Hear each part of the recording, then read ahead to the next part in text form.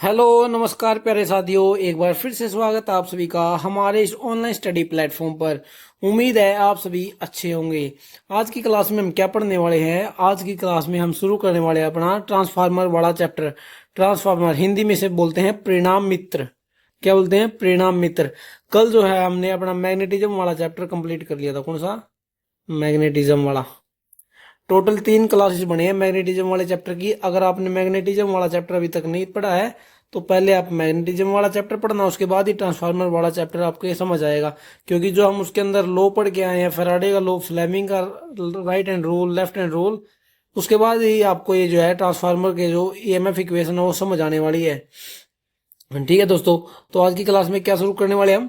Transformer वाला chapter कि transformer क्या होता है, कैसे कार्य करता है, कितनी शक्ति होती है इसके अंदर, क्या ये शक्ति को बदलता है, किसको बदलता है, ये सभी हम क्या है ट्रांसफार्मर वाले चैप्टर में अच्छी तरीके से पढ़ेंगे। ट्रांसफार्मर कितने भागों में बांटा गया है, किस किस तरीके से बांटा गया है, और इसके पार्ट्स के बारे में पढ़ेंगे। तो चलिए ज्यादा टाइम खराब ना करते हुए अपना ट्रांसफार्मर वाला चैप्टर शुरू करते हैं। क्या होता है ट्रांसफार्मर? जो है एक युक्ति होती है। क्या? स्थैतिक स्थैतिक युक्ति होती है। ट्रांसफार्मर एक स्थैतिक युक्ति होती है क्योंकि इसके अंदर कोई घूमने वाला भाग नहीं होता। ट्रांसफार्मर में कोई घूमने वाला पार्ट नहीं होता।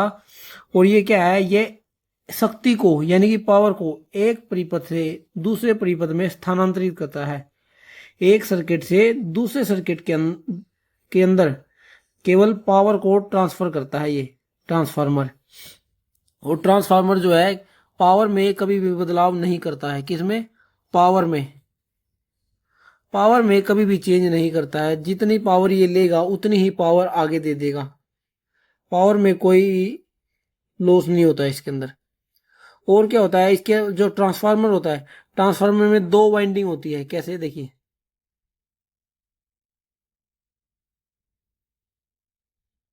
ये मान लीजिए कोर होती है, इसके अंदर एक वाइंडिंग यहाँ बनी हुई है और एक वाइंडिंग यहाँ बनी हुई है। अब ये वाइंडिंग जो है आपस में विद्युतीय रूप से नहीं जुड़ी होती है। क्या? ये विद्युतीय रूप से तो नहीं जुड़ती है लेकिन मैग्नेटिज्म रूप से जुड़ी रहती हैं, यानी कि चुंबकीय रूप से जुड़ी होती है। क्यों? क्योंकि जो प्राइमरी का जो फ्लक्स होगा वो सेकेंडरी के फ्लक्स को काटता है। इसलिए ये जो है दोनों वाइंडिंग आपस में विद्युतीय रूप से कभी नहीं जुड़ी होती, ये हमेशा चुंबकीय रूप से जुड़ी होती है। और जो ट्रांसफार्मर है, ट्रांसफार्मर केवल एसी सप्लाई पर ही कार्य करता है। किस पर? एसी सप्लाई पर। Only work on AC supply. DC supply पर यह कार्य नहीं करता है। अगर हम एक ट्रांसफार्मर में डीसी डीसी सप्लाई दे देंगे तो क्या होगा? इसकी जो प्राइमरी वाइंडिंग होती है वो जल जाती है। क्या होती है? प्राइमरी वाइंडिंग जल जाती है। कैसे? देखिए, मैंने आपको पढ़ाया हुआ है जो एक्सएल है, एक्सएल का मान क्या होता है? 2πfl। अब डीसी के अंदर फ्रीक्वेंसी कितनी होती है? 0। यानी कि एक्सएल का मान अगर 0 हो गया तो करंट का मान कितना हो जाएगा? बहुत ही ज्यादा हो जाएगा। इस कोयल के अंदर जो करंट का मान है वो बहुत ही ज्यादा हो जाएगा, जिसके कारण ये प्राइमरी वाइंडिंग जल जाती है। क्या? प्राइमरी वाइंडिंग जल जाती है। तो ये सवाल आया हुआ है पहले एग्जाम में, क्या हम डीसी सप्लाई पर ट्रांसफार्मर को चालू कर सकते हैं? नहीं, बिल्कुल नहीं चालू कर सकते। और एक सवाल ये आया हुआ है, अगर हम डीसी आपूर्ति दे दे ट्रांसफार्मर को तो क्या होगा? तो उसकी यह प्राइमरी वाइंडिंग जल जाती है। ये आपको याद रखना है। और क्या है, एक ट्रांसफार्मर में आप सभी को पता है कोई घूमने वाला भाग तो होता नहीं है। अब कोई घूमने वाला भाग नहीं होगा तो जितनी ये फ्रीक्वेंसी लेता है उतनी फ्रीक्वेंसी आगे दे देता है। यानी कि इसकी जो प्राइमरी वाइंडिंग में फ्रीक्वेंसी होगी उसके सेम ही सेकेंडरी वाइंडिंग में फ्रीक्वेंसी होती है। ये भी आपको ध्यान रखना है। और ट्रांसफार्मर का कार्य क्या होता है? मेन जो काम जो है ट्रांसफार्मर का वो क्या होता है? ये वोल्टेज को घटाने व बढ़ाने का काम करता है। किसको? देखिए, एक मिनट। जो ट्रांसफार्मर होता है, ट्रांसफार्मर का केवल जो मेन कार्य है वो क्या है? वोल्टेज को, जो वोल्टेज है उसको स्टेप अप करता है या फिर स्टेप डाउन करता है। ये 2 कार्य होते हैं। मैं या तो वो वोल्टेज को घटाएगा या फिर बढ़ाएगा। 2 भागों में बांटा गया है ट्रांसफार्मर को, एक तो बढ़ाने के रूप में, एक घटाने के रूप में। बढ़ाने का क्या मतलब है, यानी कि मान लीजिए इसको अगर 100 वोल्ट दी गई है, तो अगर ये स्टेप अप ट्रांसफार्मर है तो ये 100 वोल्ट से ज्यादा 100 वोल्ट से ज्यादा आउटपुट निकालेगा, वोल्टेज बढ़ाकर हमें देगा। अगर वो स्टेप डाउन ट्रांसफार्मर है तो अगर उसको स्टेप 100 वोल्ट की प्राइमरी में दी गई है वोल्टेज, तो जो सेकेंडरी है वो 100 वोल्ट से कम मिलेगी। स्टेप डाउन में 100 वोल्ट से कम में देगा वो, ठीक है। लेकिन एक चीज मैंने आपको क्या बताई, ये पावर को कभी भी नहीं बदलता है। जो पावर प्राइमरी में देंगे उतनी ही पावर जो है सेकेंडरी में मिलेगी। केवल जो 2-3% का जो लॉस होता है, बस वही जो पावर है खत्म हो जाती है। बाकी ये पावर में कोई चेंज नहीं करता और ना ही फ्रीक्वेंसी में चेंज करता है। फ्रीक्वेंसी और पावर जो है सेम रहते हैं। तो इतना आप सभी को समझ आ गया होगा। अब आगे क्या है, हम इसका कार्य सिद्धांत देख लेते हैं कि ये कार्य किस तरीके से करता है ट्रांसफार्मर। ये देखिए, पहले हम इसकी एक कोर बना लेते हैं।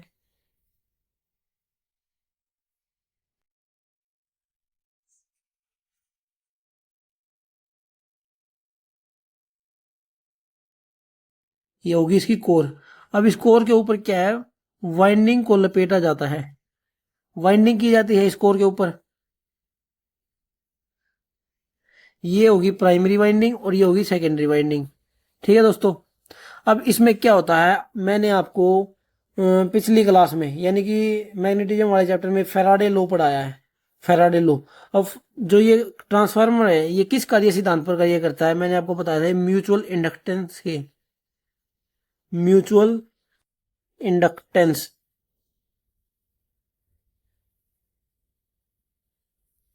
म्यूचुअल इंडक्टेंस के सिद्धांत पर कार्य करता है एक ट्रांसफार्मर।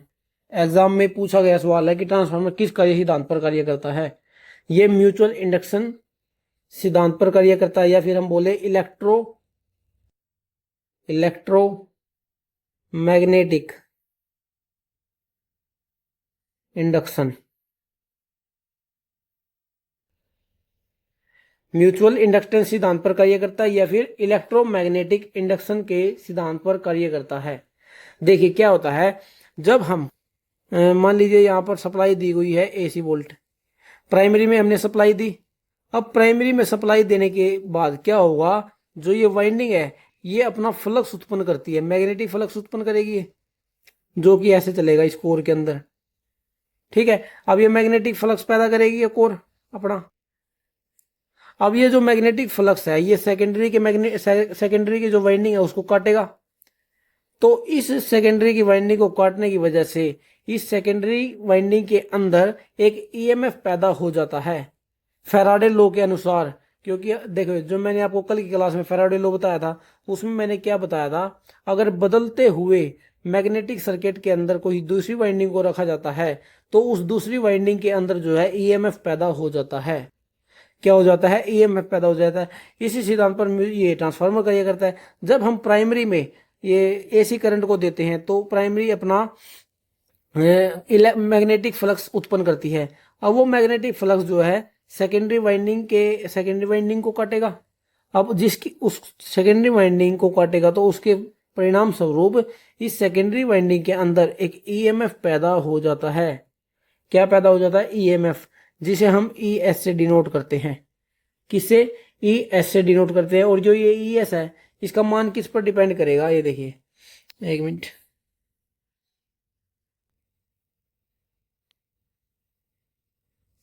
ES का मान EN2 यानी कि सेकेंडरी में number of turns d∅/dt। ES का मान किस पर डिपेंड करता है, -N2। माइनस यहाँ पर लेंज के नियम को दर्शाता है और सेकेंडरी में number of turns per depend करता है और d∅/dt यानी कि फ्लक्स में परिवर्तन की दर पर डिपेंड करता है। तो ये था ट्रांसफार्मर का कार्य सिद्धांत। अब मैंने आपको एक चीज और बताई थी, जब हम किसी कोयल में, किसी वाइंडिंग में AC करंट को देते हैं तो क्या है, वो इसके अंदर फ्लक्स पैदा होगा। अब ये फ्लक्स जो पैदा हुआ है वो फ्लक्स इसके भी तो वाइंडिंग को काट रहा है प्राइमरी की। तो इसी के परिणाम स्वरूप एक और EMF पैदा होता है जिसे हम कहते हैं EP, यानी कि प्राइमरी के अंदर भी एक EMF पैदा हो जाता है। सेकेंडरी में तो एक EMF पैदा होता ही है, लेकिन प्राइमरी में भी एक EMF पैदा हो जाता है। किसके कारण, जो ये फ्लक्स उत्पन्न हुआ है प्राइमरी वाइंडिंग में अब ये प्राइमरी वाइंडिंग के भी तो वाइंडिंग को काटेगा, प्राइमरी वाइंडिंग को भी तो काटेगा ये फ्लक्स, जिसे हम कहते हैं सेल्फ इंडक्टेंस। जो ये सेकेंडरी में जो ईएमएफ पैदा हुआ इसे कहते हैं म्यूचुअल इंडक्टेंस, म्यूचुअल इंडक्टेंस। लेकिन जो प्राइमरी में ईएमएफ पैदा हुआ है उसे बोलते हैं सेल्फ इंडक्टेंस। कल पढ़ा था हमने सेल्फ इंडक्टेंस के बारे में, ठीक है। जो यानी कि प्राइमरी में जो ईएमएफ पैदा होगा उसे बोलेंगे हम सेल्फ इंडक्टेंस।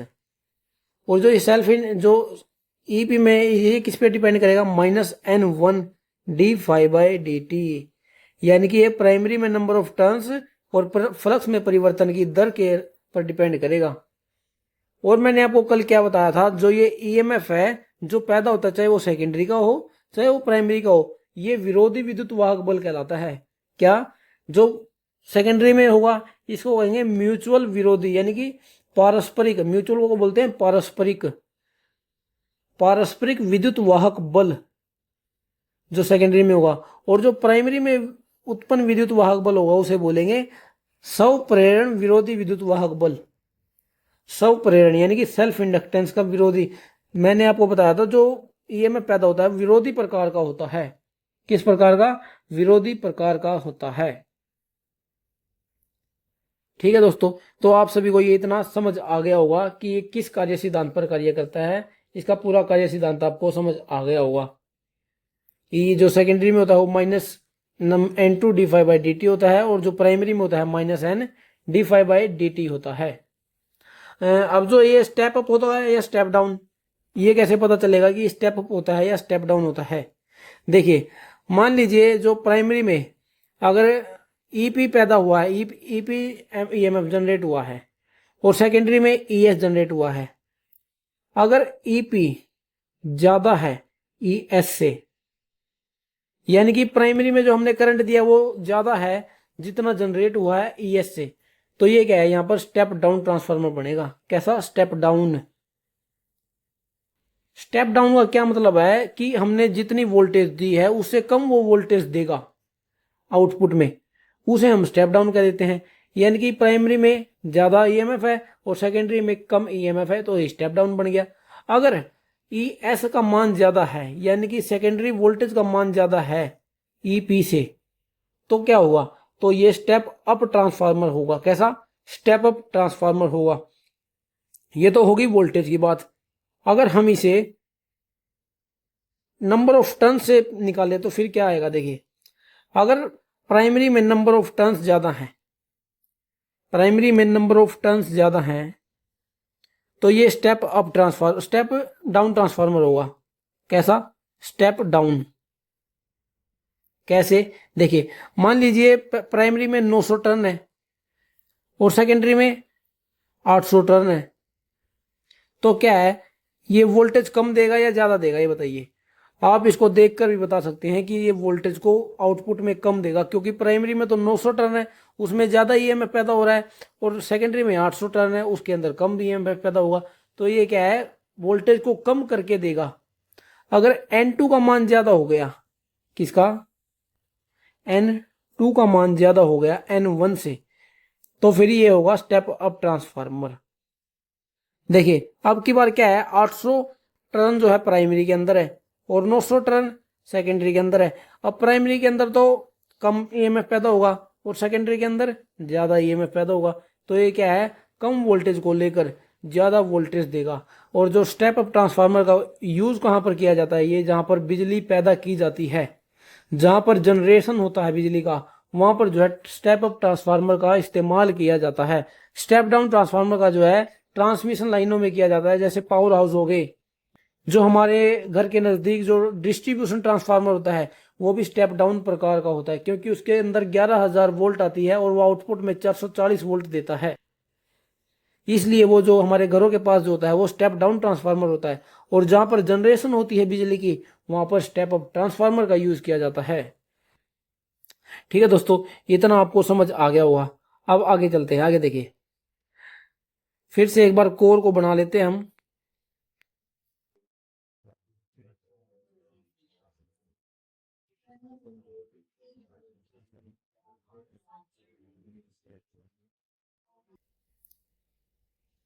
ये देखिए ये कोर बन गई, ये प्राइमरी है और ये सेकेंडरी वाइंडिंग है। अब एक सीधा एक वो होता है इसमें लीकेज फ्लक्स, लीकेज फ्लक्स भी होता है एक, जिसे हम बोलते हैं सरण फ्लक्स, सरण सरण फ्लक्स यानी कि लीकेज फ्लक्स। अब क्या है, इसके अंदर हमने करंट दिया, यहां से एसी करंट दिया, अब इसने जो है अपना ये चुंबकीय फ्लक्स पैदा कर दिया, इधर से क्या कर दिया, चुंबकीय फ्लक्स पैदा कर दिया इसने। अब जो है कुछ ना कुछ फ्लक्स ऐसा होगा जो अनुपयोगी होता है, यानी कि जिसका कहीं पर भी प्रयोग नहीं होता है, वो मान लीजिए वो इस कोर से होते हुए इधर की ओर निकल गया, कुछ फ्लक्स इधर निकल गया, कुछ फ्लक्स इधर, यानी कि जो इधर उधर फ्लक्स चला जाता है अपने पाथ को, अपने रास्ते को छोड़कर कोई अन्य पाथ पर पकड़ लेता है, कोई अन्य रास्ता पकड़ लेता है अपने बहने के लिए, उसे हम बोलते हैं लीकेज फ्लक्स। यानी कि ये अनुपयोगी फ्लक्स होता है, इसका कहीं पर भी उपयोग नहीं होता है। लेकिन जो सरण फ्लक्स होता है इसका भी जो मात्रक होता है वो फाई होता है। मात्रक क्या होता है इसका, फाई होता है, और इसकी यूनिट क्या होती है, वेबर। लीकेज फ्लक्स का मात्रक भी जो है वेबर होता है। ठीक है, दर्शाया इसको फाई से भी, इसको भी फाई से ही दर्शाया जाता है। और समझ आ गया होगा लीकेज फ्लक्स कौन सा होता है, जो अपने रास्ते को छोड़कर कोई अन्य रास्ते पर बहने लग जाए उसको लीकेज फ्लक्स कहते हैं। जो उपयोगी फ्लक्स होगा वो तो इस कोर के अंदर बहेगा, और जो लीकेज फ्लक्स होगा वो इस कोर से बाहर की तरफ निकल जाता है, उसको बोलते हैं सरण फ्लक्स। अब ट्रांसफार्मर के लाभ की बात कर लेते हैं कि ट्रांसफार्मर के लाभ क्या होते हैं। देखिए, एक तो ये जो इसके अंदर कोई घूमने वाला भाग नहीं होता, जिसके अंदर कोई इसके ये कोई पार्ट इसका घिसता नहीं है। क्या अगर कोई घूमने वाला भाग इसके अंदर होता तो इसके ये घिस जाता, कुछ ना कुछ तो इससे इसके अंदर घिसता। तो इसके अंदर जो इसकी दक्षता होती है, दक्षता मोटर से, जनरेटर से, अल्टरनेटर से जो उनसे ज्यादा होती है, इसकी एफिशिएंसी होती है। इसकी एफिशिएंसी लगभग 90 से 98% तक होती है, जिसे हम बहुत ही अच्छा मानते हैं। 90 से 98% जो है इसकी दक्षता होती है आमतौर पर। यहाँ पर आदर्श ट्रांसफार्मर की बात नहीं हो रही है, आइडियल ट्रांसफार्मर में तो 100% की दक्षता होती है, यानी कि आदर्श जो ट्रांसफार्मर होता है उसके अंदर 100% की दक्षता होती है। लेकिन जो आमतौर पर जो ट्रांसफार्मर यूज किए जाते हैं, नॉर्मल जो ट्रांसफार्मर होते हैं, उनकी दक्षता जो है 90 से 98% तक होती है। क्यों? क्योंकि इनके अंदर कोई घूमने वाला भाग नहीं होता है, इसलिए ट्रांसफार्मर की दक्षता 90 से 98% तक होती है। और जो इसके अंदर लॉस बहुत कम होते हैं, इसलिए इसकी एफिशिएंसी बहुत ज्यादा होती है। और इसको देख रेख की भी कम ही आवश्यकता होती है। क्या? देख रेख की आवश्यकता भी कम होती है। अब आप ये देखिए, जो आपके घर के पास जो ट्रांसफार्मर लगे हुए हैं वो एक बार वहां पर लगा दिए जाते हैं, क्या होता है, जो उसके अंदर जो कोई बहुत ही कम चांस होते हैं कि उसके अंदर कोई फॉल्ट हो जाए। बाहर से क्या है, तार टूट के पड़ जाएगी, ये हो जाएगा, थिम्बल में कार्बन आ जाएगा, ये हो जाएगा। और उससे ज्यादा इसके अंदर जो अंदर की ओर कोई ज्यादा लॉस नहीं होते हैं, बहुत ही कम ट्रांसफार्मर खराब होते हैं। ठीक है, इसके लिए इनकी जो देख रेख है वो बहुत ही कम होती है, देख रेख करने की बहुत ही कम जरूरत होती है। ठीक है, और जो पारेषण और वितरण के लिए तो ट्रांसफार्मर को एक वरदान के रूप में माना जाता है। किसके लिए? ट्रांसमिशन और डिस्ट्रीब्यूशन के लिए। जो घरों तक सप्लाई पहुंचती है वो ट्रांसफार्मर की मदद से बहुत ही आसानी से पहुंच जाती है, क्योंकि इसके जो ट्रांसफार्मर है इसके द्वारा वोल्टेज का मान है बहुत ही आसानी से घटाया या बढ़ाया जा सकता है। क्या होता है? ट्रांसफार्मर का जो मान है आसानी से घटाया या बढ़ाया जा सकता है। अब जो हम इसकी ईएमएफ इक्वेशन देख लेते हैं क्या होती है। देखिए, इंपॉर्टेंट होती है।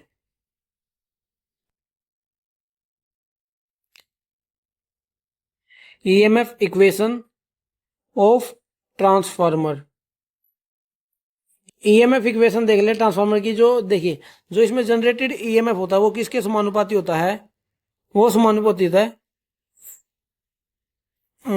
फाई एम, यानी कि मैक्सिमम फ्रीक्वेंसी इंटू, नहीं maximum frequency, maximum flux, sorry maximum flux into frequency into number of turns. जो जनरेटेड ईएमएफ होता है वो किसके ऊपर, किसके समानुपाती होता है? वो समानुपाती होता है फाई एम, यानी कि मैक्सिमम फ्लक्स के, फ्रीक्वेंसी के और नंबर ऑफ टर्न्स के ऊपर डिपेंड करता है। अब जो इसका जो डेरिवेशन होता है, डेरिवेशन के बाद जो इसके ईएमएफ का मान जो आता है ना वो पता है क्या आता है, वो आता है ई बराबर 4.445 F/N। क्या होता है, जो जनरेटेड ईएमएफ है उसका मान कितना होता है, याद रखना इसको, 4.445 into frequency into number of turns. अब चाहे तो आप इसको ईपी में लिखो, ईपी में भी यही मान बनेगा इसका 4.445 इंटू एफ इंटू एन, या फिर आप इसे ईएस में लिखो। किस में लिखो, ईएस में, यानी कि सेकेंडरी वोल्टेज का बात करें, सेकेंडरी वोल्टेज की बात करेंगे 4.445 इंटू एफ इंटू एन।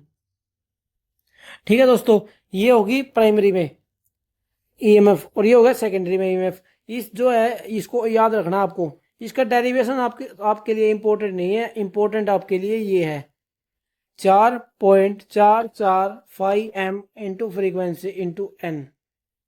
ठीक है दोस्तों, और जो प्राइमरी है, प्राइमरी में यहाँ पर नंबर ऑफ जो टर्न्स होंगे वो प्राइमरी के होंगे, और जो सेकेंडरी में होंगे नंबर ऑफ टर्न्स वो सेकेंडरी के होंगे। ठीक है, इतना आप सभी को समझ आ गया होगा। ये था ईएमएफ इक्वेशन ऑफ ट्रांसफार्मर, इसको ये आपको याद रखना है। अब एक चीज होती है इसके अंदर, ट्रांसफार्मर रेशियो। क्या, ट्रांसफॉर्मेशन रेशियो।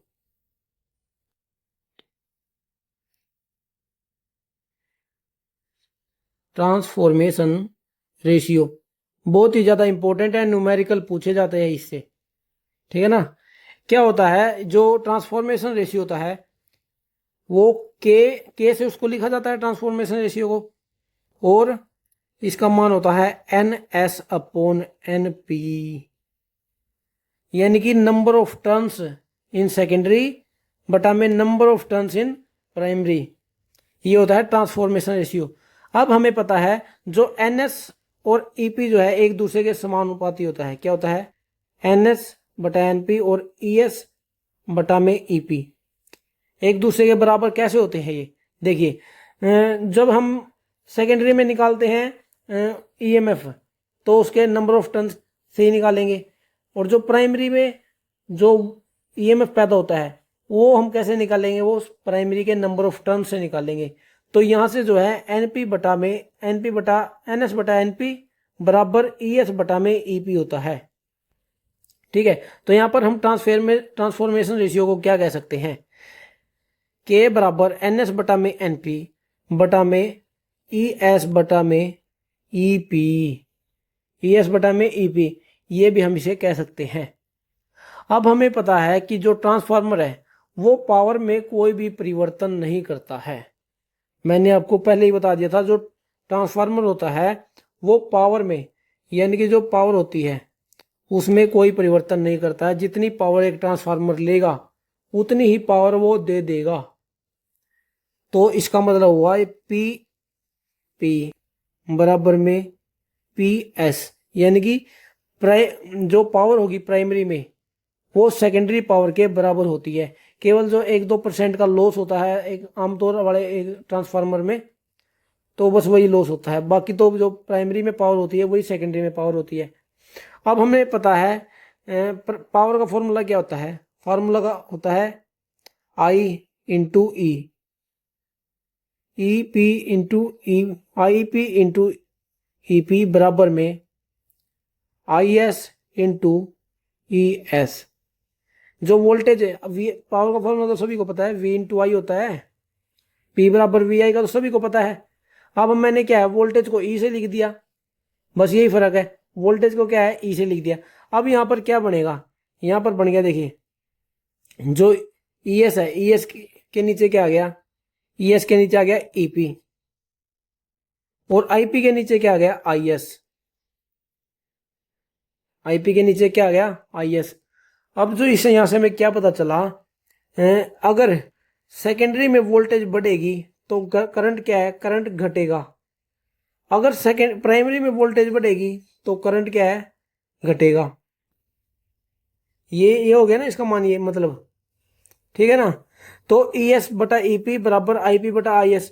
ES बटा EP को हम कैसे लिख सकते हैं, अब यहाँ पर यहां पर हम लिख सकते हैं आईपी बटा में आई एस। आईपी बटा में आई एस लिख सकते हैं कि नहीं लिख सकते? मैंने आपको इसको डेरिवेशन करके दिखा दिया। देखिए पावर में power in primary and power in secondary बराबर होते हैं। अब पावर को हम कैसे लिख सकते हैं? वी इंटू आई में, यह मैंने वी इंटू आई के फॉर्मेट में से लिख दिया। अब जो इधर इधर इसको करेंगे, यहाँ ईपी के नीचे तो ई एस आ जाता है और आई एस के नीचे आईपी, यानी कि एक दूसरे के अपोजिट होते हैं करंट और वोल्टेज ट्रांसफॉर्मर के अंदर। ट्रांसफॉर्मर के अंदर क्या है? करंट और वोल्टेज एक दूसरे के अपोजिट होते हैं। अब जो पावर देखिए, पावर कैसे सेम रहती है। अब इस चीज को भी मैं आपको दिखा देता हूं, पावर कैसे चेंज रहती है। मान लीजिए एक ट्रांसफार्मर है, उस ट्रांसफार्मर के अंदर 40 एम्पेयर का करंट है और 5 नहीं, एक बार 5 एम्पेयर का तो करंट है, 5 एम्पेयर का करंट है और 200 वोल्ट है। 5 एम्पेयर का करंट है, 200 वोल्ट है, तो यहां से पावर कितनी बन जाएगी? वी इंटू आई होता है। वी यहां पर दिया हुआ है 200, आई का मान दिया हुआ है 5, यानी कि पावर है यहां से 1000 वाट की पावर आ गई यहां पर। अब सेकेंडरी में कितनी पावर बनेगी? अब ये देख लेते हैं, वो ट्रांसफार्मर जो है स्टेप अप होगा या स्टेप डाउन प्रकार का होगा वो ट्रांसफार्मर। मान लीजिए वो ट्रांसफार्मर है स्टेप डाउन प्रकार का। स्टेप डाउन का मतलब अगर प्राइमरी में 200 वोल्ट है तो सेकेंडरी में कम हो जाएगा उसका मान। कम कितना हो जाएगा? ये देखिए P बराबर V इंटू आई है। P बराबर V इंटू आई। अब प्राइमरी में तो 200 वोल्ट है और सेकेंडरी में कितने हैं? सेकेंडरी में हम मान लेते हैं वो 100 वोल्ट होगा। सेकेंडरी में कितने मान लेते हैं हम मान लेते हैं 100 वोल्ट। प्राइमरी में वो 200 वोल्ट लेकर 100 वोल्ट आगे आउटपुट में दे रहा है, तो पावर कितनी होगी वहां से? ये तो हमें आई का मान निकालेंगे तो क्या होगा? अगर वोल्टेज का मान में परिवर्तन हुआ है तो करंट के मान में भी परिवर्तन होगा, ट्रांसफार्मर के अंदर 100% होगा। ठीक है ना? अगर वोल्टेज के मान में परिवर्तन हो रहा है तो करंट के मान में भी परिवर्तन होगा।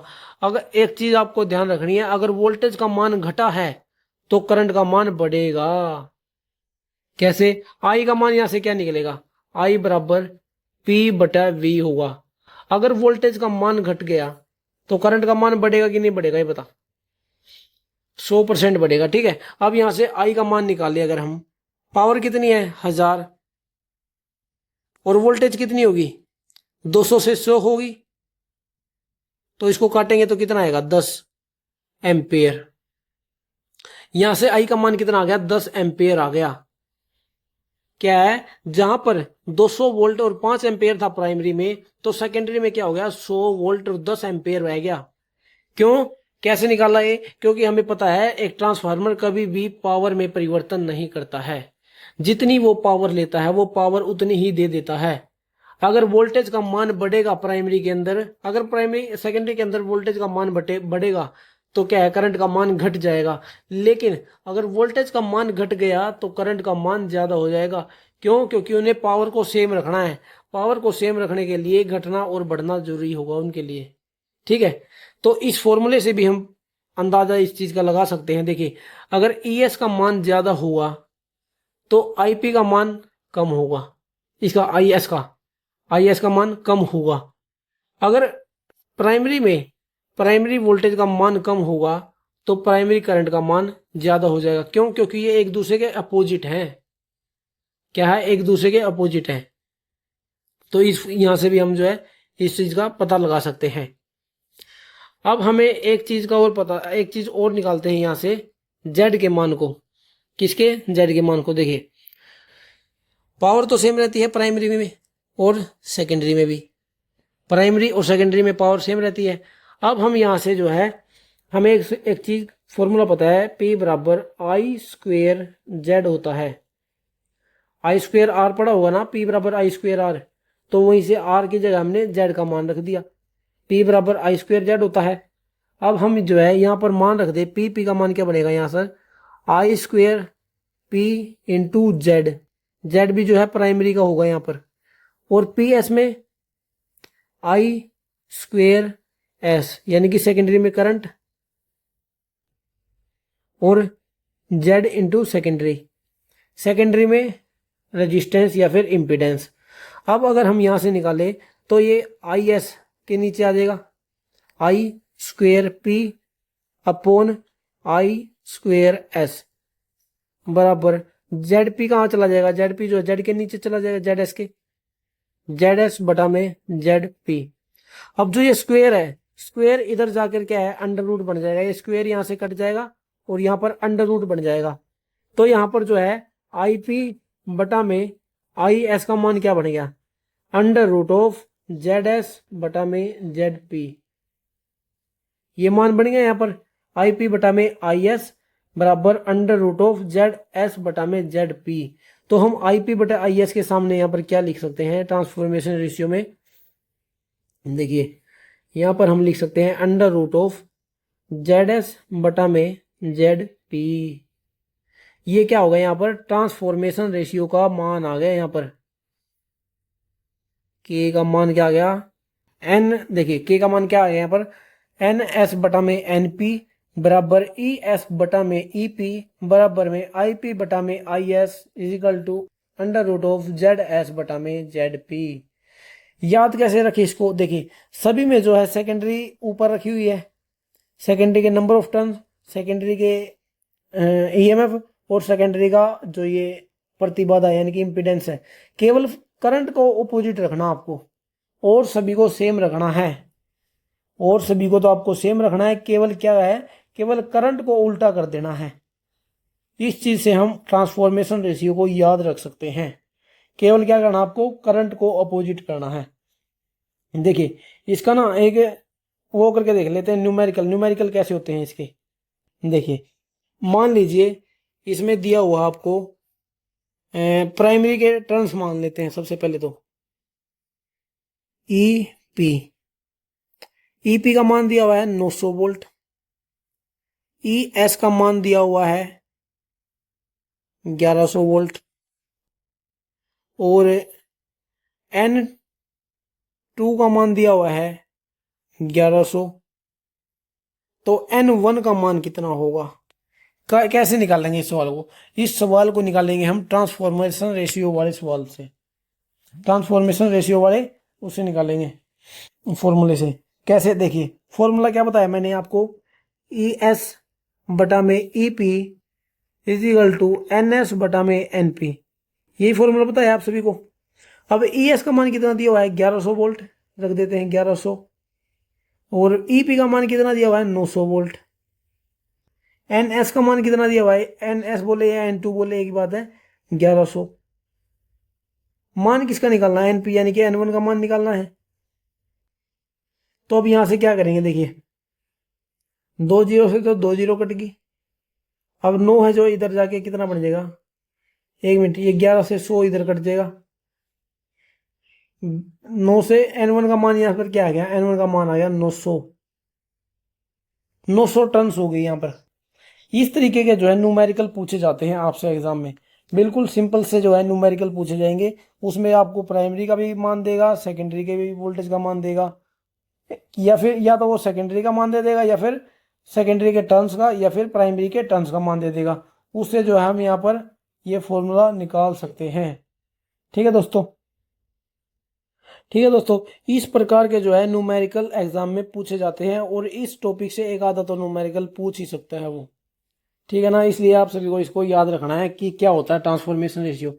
देखिए एक सवाल और करके देख लेते हैं, इसमें थोड़ा हार्ड वाला एक, उसमें क्या है सवाल में दिया हुआ है किसी ट्रांसफार्मर में प्राथमिक टर्न्स प्रति वोल्ट, क्या प्राथमिक टर्न प्रति वोल्ट का मान दिया हुआ है 8, और वहां पर प्राइमरी वोल्टेज का जो है मान, प्राइमरी वोल्टेज का मान दे दिया 110 वोल्ट, सेकेंडरी वोल्टेज का मान दे दिया 25 वोल्ट, और सेकेंडरी प्राइमरी के टर्न्स और सेकेंडरी के टर्न्स का मान पूछ लिया उनने एग्जाम में। एग्जाम में आया हुआ सवाल है, डीआरडीओ के सवाल, डीआरडीओ में आया था ये सवाल। ठीक है ना, क्या है इसमें, प्राथमिक टर्न प्रति वोल्ट का मान दे दिया 8, प्राइमरी का 110 वोल्ट दे दिया, और सेकेंडरी दे दिया 25 वोल्ट, तो यहाँ पर नंबर ऑफ टर्न्स पूछ लिए उसने, प्राइमरी के भी और सेकेंडरी के भी। वो कैसे निकालेंगे, देखिए सबसे पहले तो आप फॉर्मूला लिख लीजिए, क्या होता है ई एस बटा में ई पी बराबर एन एस बटा में एन पी।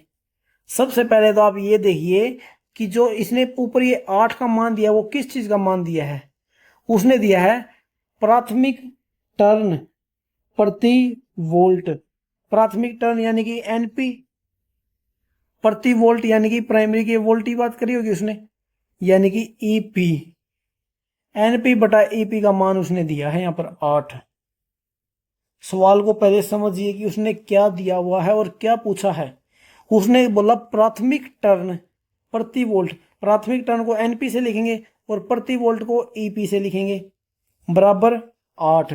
अब उसने यहाँ पर 3 मान दे दिया हमें, प्राइमरी की वोल्टेज का दे दिया, सेकेंडरी की वोल्टेज का दे दिया और एनपी बटा ईपी का मान दे दिया।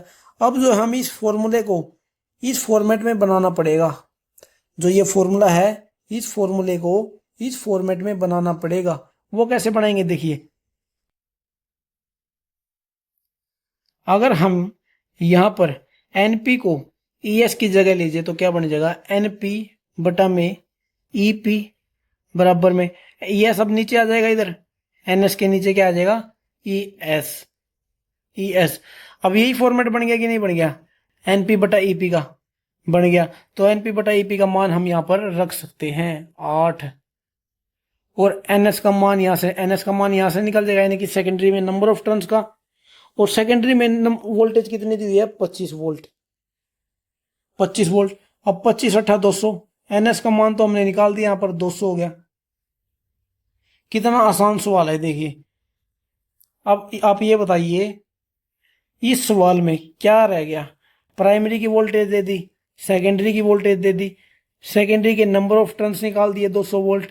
क्या प्राइमरी के नंबर ऑफ टर्न्स नहीं निकाल सकते, बिल्कुल निकाल सकते हैं। इस फॉर्मूले में केवल एनएस इसका ईएस का मान रख दीजिए 25 वोल्ट, ईपी का मान रख दीजिए 1100 वोल्ट, सेकेंडरी वोल्टेज का मान रख दिए 200 वोल्ट, और हमें प्राइमरी वोल्टेज का मान, प्राइमरी नंबर ऑफ टर्न्स का मान निकालना है।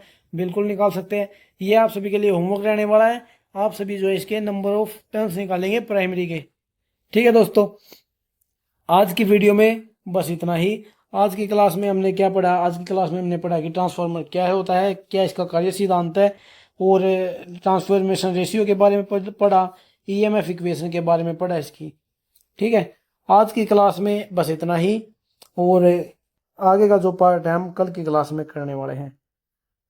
मिलते हैं नेक्स्ट क्लास में।